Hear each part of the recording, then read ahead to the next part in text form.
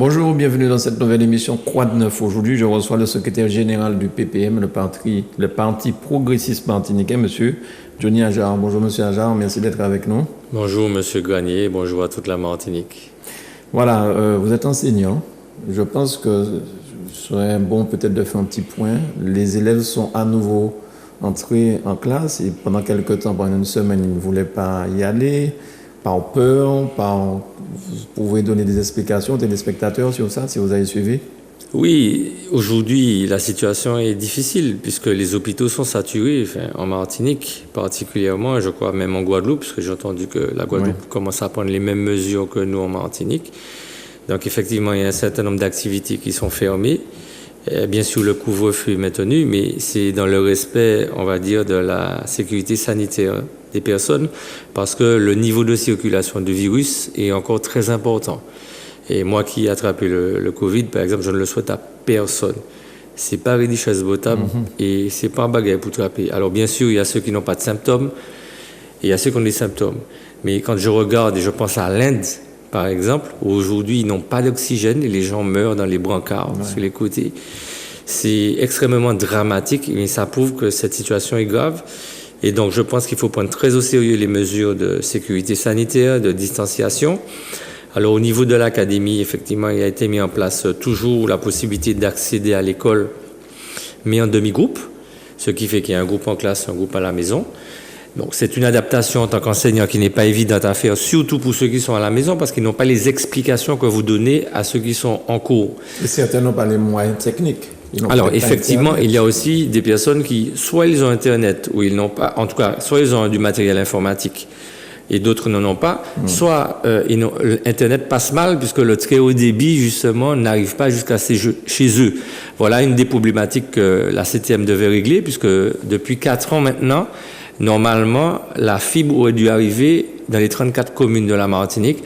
Malheureusement, ils ont pris 3-4 années de retard. Il n'y a que Fort-de-France et Shellshare qui ont cette possibilité d'avoir accès à la fibre à 90% pour Shellshare et à 80% pour Fort-de-France, en tout cas de distribution de la fibre pour les familles. Et c'est parce que Fort-de-France et Shellshare n'étaient pas avec la gouvernance de la CTM. Ils ont pris directement, en direct, ce marché pour pouvoir faire en sorte que les usagers de leur territoire puissent avoir ce service aussi important qu'Internet aujourd'hui. On le voit par rapport à la crise Covid. Et ce n'est pas négligeable que d'avoir la fibre, parce qu'avoir la fibre, c'est pouvoir télécharger les vidéos, télécharger des photos, télécharger des choses qui sont lourdes en termes de capacité de mémoire informatique.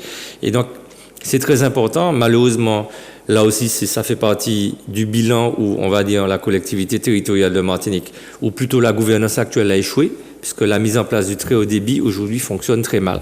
Mais pour revenir au niveau de l'académie, je pense que, alors, c'est quand même plus intéressant parce que quand vous travaillez en demi-groupe, vous passez plus de temps, vous expliquez plus facilement les questions, vous pouvez y répondre plus facilement dans une séance de 55 minutes. Maintenant, ceux qui sont à la maison, soit ils arrivent à travailler parce qu'il faut aussi accompagner les enfants, ils sont un peu autonomes.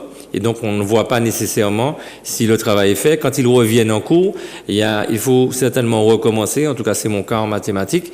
Mais c'est un challenge à relever. Aujourd'hui, à la fois, relever le défi de casser la dynamique de propagation du virus pour que il y ait moins de cas Covid en Martinique et en même temps, ne pas trop pénaliser les enfants scolarisés pour qu'ils puissent suivre une scolarité, même dégradée, mais pour qu'ils ne puissent pas perdre les semaines et les mois de cours comme ça s'est produit l'année dernière. Donc, c'est trouver le juste équilibre entre poursuivre la scolarisation, les apprentissages et en même temps maintenir un niveau de sécurité sanitaire qui fait en sorte que le virus s'arrête de se propager en Martinique. Alors, monsieur Ajar, vous avez été depuis le Conseil général en charge du transport. Vous connaissez très bien les problèmes du transport à la Martinique. Et ce problème il est loin d'être réglé, j'ai envie de dire. Et ces temps-ci, il y a un certain nombre de lignes qui sont impactées parce qu'il y a une grève des transports. Pas moins de 19 lignes sont impactées. Qu'est-ce que vous pouvez dire sur ça? Parce que depuis le Conseil général. Après le Conseil général, il y a déjà eu une première mandature de la région, une deuxième mandature CTM. Alors, le Conseil général s'occupait du transport interurbain, c'était les taxicos. Et le premier à avoir mis un réseau urbain avec un vrai service public, donc des compensations financières pour les transporteurs, mais également la sécurité, la modernisation des transports pour les usagers. C'est Serge Letchimy, en 2005, quand il a été président de la CACEM. C'était le premier service urbain sur Fort-de-France, La Montagne, Chelcher, Saint-Joseph. Et vous vous rappelez, avant 2005, la JET, la CETUF, toutes ces problématiques-là qui étaient posées, elles ont été réglées en 2005 grâce à Serge Letchimy. Je pense qu'il faut que la Martinique ait ça en mémoire. C'était un vrai problème au niveau des usagers qui ne pouvaient pas se déplacer. Ce réseau a fonctionné avec la CFTU. La CTM a résilié le marché avec la CFTU, entre guillemets pour raison d'un motif d'intérêt général, mais aussi pour faute grave. Sauf que ce qui était prévisible arriva. C'était une manipulation. Pendant un an, ils ont arrêté, ils ont fait semblant de résilier pour faire en sorte que les banquiers ne prêtent plus d'argent à la CFTU pour que la CFTU ne puisse pas renouveler les bus. Parce que renouveler les bus, c'est avoir des bus neufs pour que les usagers soient à l'aise. Donc les bus ont commencé à tomber en panne et les conditions de travail du personnel s'est dégradée. Et puis un an après, la situation de la CFTU s'était dégradée entre 2017 et en 2018. Et en 2018, le coup de grâce, résiliation du marché pour faute grave, puisque les constats sont faits de la dégradation du service provoquée, allumée, c'est le pompier pyromane, allumé par la gouvernance de la CTM actuelle. Bon, mais ça c'est du passé. Mais ce qui était prévisible arrive. C'est qu'ils ont cassé un marché qui fonctionnait avec une coordination, avec un service qui méritait d'être amélioré, avec certainement la professionnalisation et l'accompagnement dans les conditions de travail qui devaient s'améliorer au service des usagers. Mais là, on a éclaté les marchés. Il y a 6 marchés. Donc, il y a 6, on va dire, responsables de ligne. Et on voit bien que, alors que, et il y a une étude qui est sortie dessus qui démontre que sur l'année, les nouveaux marchés coûtent 16,5 millions d'euros plus cher que l'ancien marché. Écoutez bien, c'est-à-dire qu'aujourd'hui, l'argent public sera payé le montant qu'on payait déjà pour la CFTU, plus 16,5 millions d'euros de plus, d'accord, avec une qualité de service complètement dégradée. Parce que la preuve, aujourd'hui, les mouvements de grève par rapport aux conditions de travail, certes, il y a quelques bus neufs qui ont été commandés, qui sont arrivés, mais il n'y a pas de coordination de réseau. Et le pire, c'est qu'il y a des lignes, il n'y a toujours pas de bus.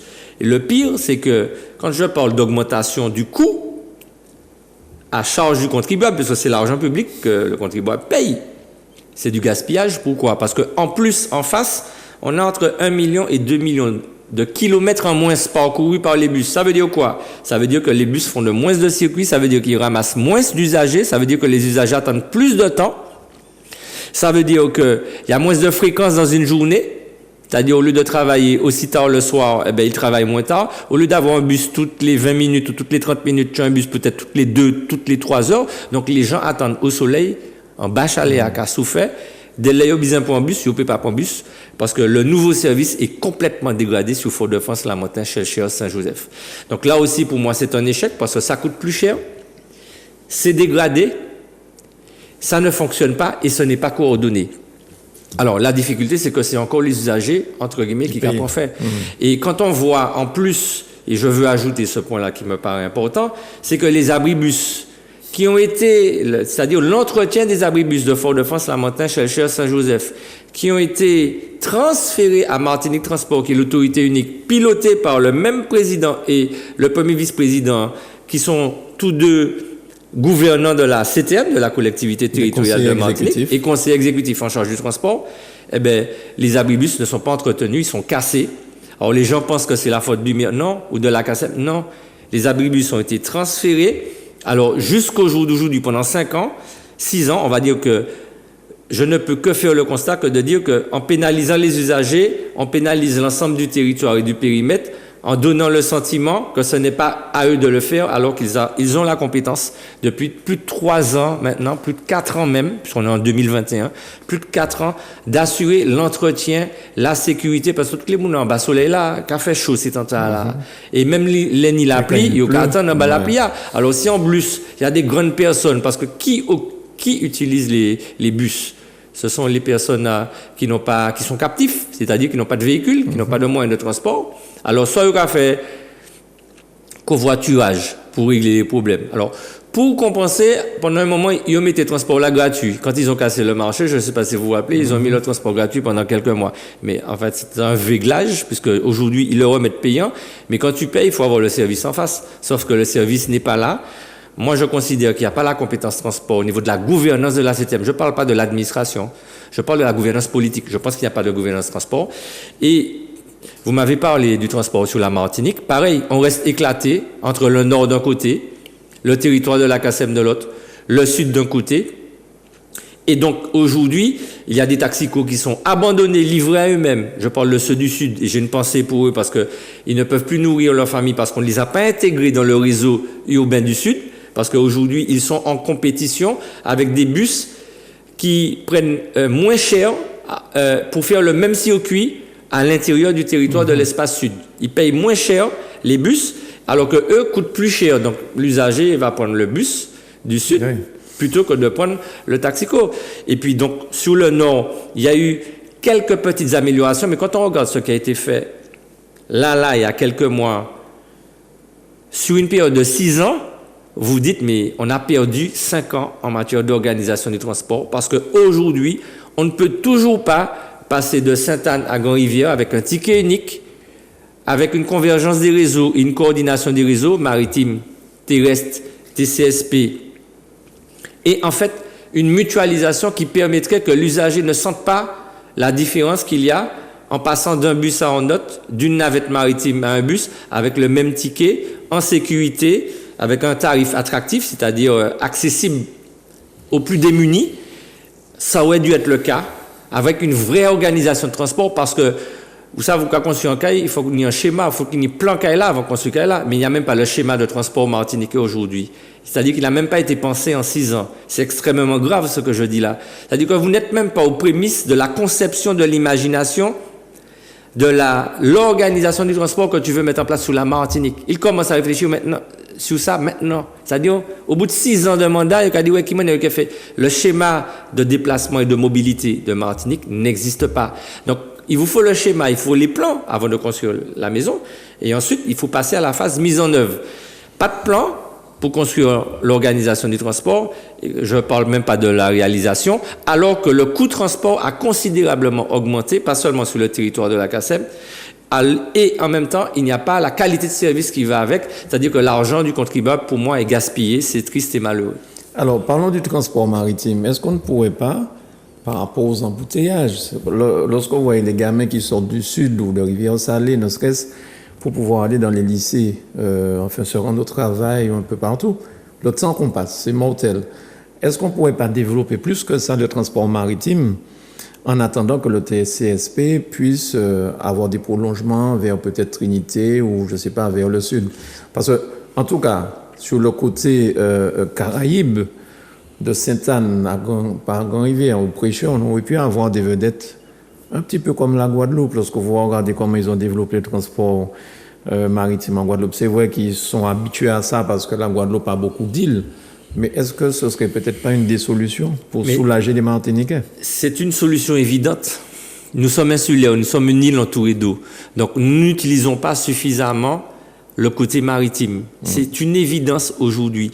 On ne pourra pas de toutes les façons faire des voies réservées comme pour le TCSP de Grand-Rivière à Sainte-Anne. Ouais. Ce n'est pas possible. Donc effectivement, il faut augmenter le transport maritime. Et il y a 2 types de transport.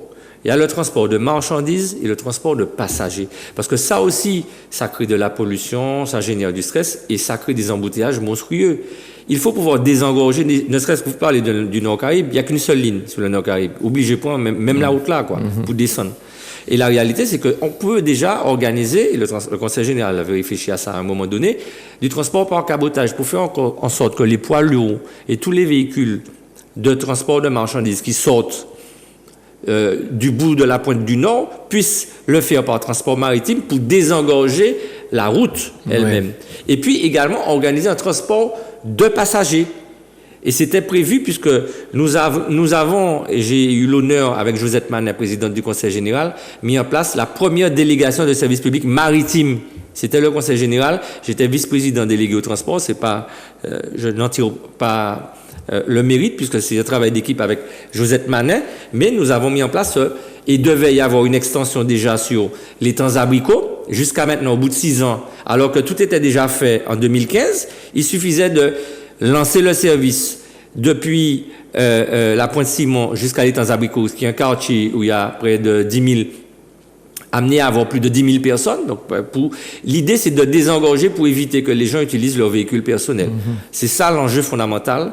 Et quand on va arriver à avoir ce réseau organisé, ce réseau coordonné à la fois de transport maritime public, de transport de passagers terrestres publics, nous avons, et le transport multimodal tel que le TCSP, nous allons pouvoir faire en sorte qu'il y ait une alternative à l'utilisation du véhicule personnel. C'est ça l'enjeu. Et donc, il faut une vraie ambition et un vrai enjeu. Sauf que il y a ceux qui regardent, vous savez, c'est Rodolphe Désiré qui me dit souvent ça, je montre à quelqu'un la lune et la personne regarde le bout du doigt. Donc, nous avons des gens qui regardent le bout du doigt et qui montrent le bout du doigt en vous demandant de regarder le bout du doigt, alors que nous voulons voir la lune, c'est-à-dire aller beaucoup plus loin et organiser le transport pour que il n'y ait plus cette problématique d'embouteillage qui pollue à la fois les scolaires, mais aussi les personnes âgées. Ça devient psychologiquement, psychosomatique, c'est-à-dire ça génère chez vous du stress. Donc, ça vous donne des problèmes de santé.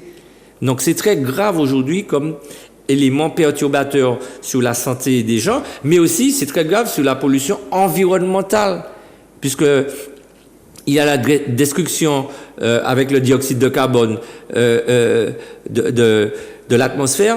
Et donc aujourd'hui, et tout ce qui se fait aujourd'hui, comme on regarde aujourd'hui, l'indice atmosphérique de l'air démontre bien que des fois aujourd'hui, il y a des épisodes où on demande même d'éviter de faire du sport. Alors bien sûr, il y a ce qui vient de l'extérieur, mais il y a ce que nous produisons nous-mêmes comme pollution qui est néfaste. Et quand on regarde le nombre de véhicules qui circulent, donc la quantité de dioxyde de carbone chaque jour qui circule dans l'air en Martinique, on peut se dire qu'on peut avoir une vision écologique, une vision de protection de l'environnement à travers des mesures concrètes qui ont un intérêt économique, puisqu'il faut poursuivre le développement de l'activité économique, tout en préservant l'environnement et tout en préservant la santé des Martiniquaises et des Martiniquais.